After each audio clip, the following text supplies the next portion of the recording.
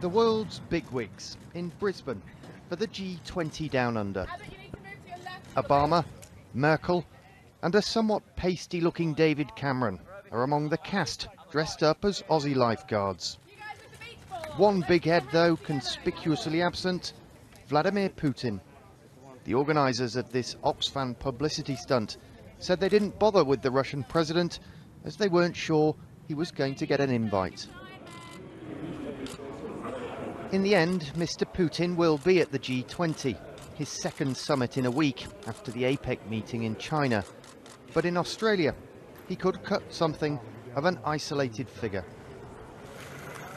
38 Australians were among 298 people killed when the Malaysian plane MH17 was shot down over eastern Ukraine in July, possibly by Russian-backed rebels.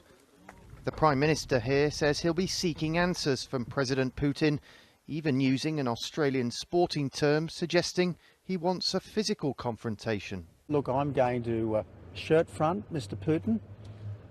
You bet you are. You bet I am. I am going to be saying to Mr. Putin, Australians were murdered. Memorial services for those who died are still taking place. The bodies only recently returned home. Mr. Abbott's strong stance is aimed at the families who are still grieving, but some believe he'll need to tone things down with Mr. Putin at this weekend's G20. He doesn't want that to become a distraction. He doesn't want that to become the focus, a shirt fronting, or some sort of scuffle between himself, a verbal scuffle between himself and the President of Russia, because he wants the G20 meeting to succeed. This time tomorrow, Vladimir Putin will be here behind the endless barriers and rows of security. The Australian media have made much of the spat between the Russian leader and Prime Minister Tony Abbott, even talking about Russian warships apparently being stationed off the Queensland coast.